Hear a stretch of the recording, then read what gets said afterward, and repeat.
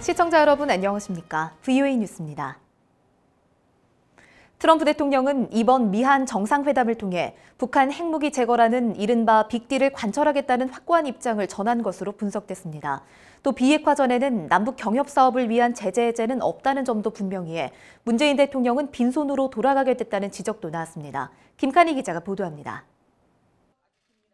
트럼프 대통령이 스몰딜이 아니라 빅딜을 강조한 것은 과거처럼 북한의 살라미 전술에 말려들지 않겠다는 입장을 분명히 밝힌 것으로 분석됐습니다. 일부 비핵화 조치에 제재 완화를 해주는 이른바 스몰딜은 한국의 국내 정치 성과로 필요할 수 있겠지만 미국에서는 북한 핵무기 제거라는 빅딜만이 성과로 평가된다는 것입니다. Smaller deals on North Korea don't get you anything in American politics because people just say you're allowing the North Koreans to salami slice you. 와일더 전 백악관 보좌관은 이어 트럼프 대통령의 제재 유지 발언은 하노이 회담 합의 결렬 이후 북한이 협상에 응하지 않고 비핵화 조치도 없는데 미국이 남북 경협 사업을 승인할 이유가 없기 때문에 타당하다고 지적했습니다. 남북 경협 사업 재개 승인을 받기 위한 목적으로 온 문재인 대통령은 빈손으로 돌아가게 됐다는 지적도 나왔습니다. 북한과 경제 협력은 유엔 안보리 결의와 미국법 위반이기 때문에 북한의 완전한 비핵화가 먼저 필요하다는 것입니다. The U.S. has made very clear that Kaesong and Kumgangsan would be violations if done without exemptions, and the U.S. is not inclined to allow those exemptions because it's a huge cash cow for North Korea.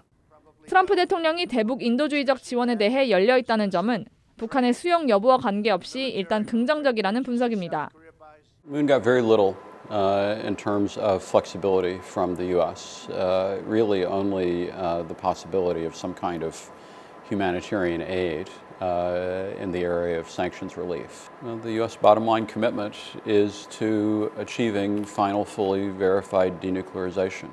문 대통령이 바랐던 조속한 3차 미북 정상회담에 대해 트럼프 대통령이 서두를 게 아니라는 입장을 보인 것은 적절했다는 분석도 나왔습니다. 북한이 하노이 회담 이후 후속 회담에 나오지 않고 있는 상황에서 섣부른 기대만 키우지 않겠다는 것으로 결정은 북한에 달려있다는 분석입니다. VOA 뉴스 김칸희입니다.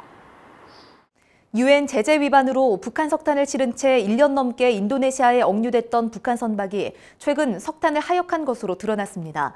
수십억 원에 달하는 문제의 석탄은 다른 선박에 실려 현재 제3국으로 출항을 앞두고 있는데 어떤 불법적 거래가 있는지 의문이 제기됐습니다. 함지아 기자입니다. 인도네시아에 억류됐던 북한 선박 YG 어네스토입니다. 북한산 석탄 26,500톤을 싣고 지난해 억류됐던 인도네시아 발릭파판 인근에서 다른 선박에 이끌려 이동하고 있습니다. 선박이 이동된 뒤 북한산 석탄이 하역됐습니다. BOA는 어네스토에서 바지선으로 석탄을 내리는 지난달 28일 장면을 입수했습니다. 대략 300만 달러어치, 한화로 33억 원이 넘습니다. 이 선박의 최초 억류 지점은 해군 관할 지역이라 석탄을 내릴 수 없었으며 이후 인근 해역으로 이동해 이후 최근까지 모든 석탄이 하역됐다고 현지 관계자가 BOA에 밝혔습니다. 지난 3월 27일 사진에는 석탄 무게로 선박 아랫부분이 물속에 잠겨있지만 작업이 끝난 4월 11일 사진에서는 선박 아랫부분이 훤히 드러나 보입니다. 바지선으로 옮겨진 북한산 석탄은 다른 선박으로 옮겨져 현재 출항 대기 중인 것으로 알려졌습니다. 누가 어떤 목적으로 수십억 원에 달하는 제재 위반 대상인 북한산 석탄을 이동시키고 있는지는 의문입니다. 관련 서류에는 이 석탄이 말레이시아 파항주의 쿠안탄항으로 이동하는 것으로 돼 있습니다. 석탄의 화주와 수하인은 동일 주소인 중국 난징의 한 회사로 돼 있어 일반적인 거래로 보긴 어렵습니다. 앞서 유엔 대북제재위원회 전문가 패널은 대북 제재에 따라 YG 어네스토에 실린 석탄은 압류돼야 하며 석탄을 판매해서도 안 된다면서 한국 업체의 연루 가능성을 밝혔습니다. North Korean ship delivering coal. Sales to Indonesia with its AIS switched off. Coal is worth $3 million according to the contract.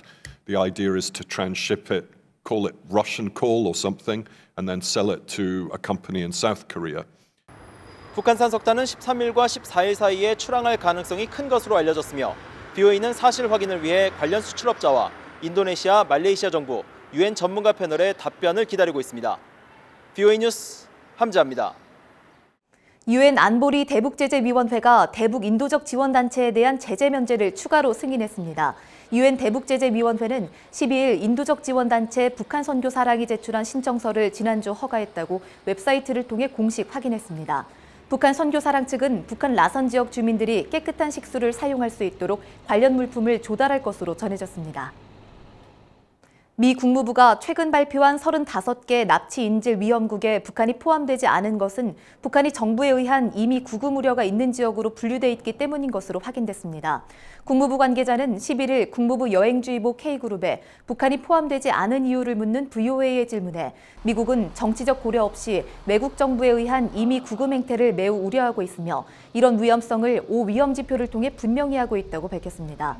국무부는 지난해 12월 발표한 북한 여행주의보를 통해 북한을 5지표로 표시하고 장기 구금과 체포 위험이 심각하다며 여행하지 말라고 적시했습니다. 러시아가 지난 2월까지 3개월 연속 평소보다 많은 양의 정제유를 북한에 공급한 것으로 나타났습니다.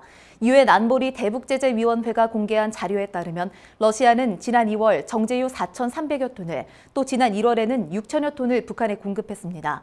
러시아의 지난해 월 평균 대북 정제유 공급량은 2,400여 톤이었지만 지난해 12월 7천여 톤을 공급한 뒤 석 달 연속 많은 양의 정제유를 북한에 공급했습니다.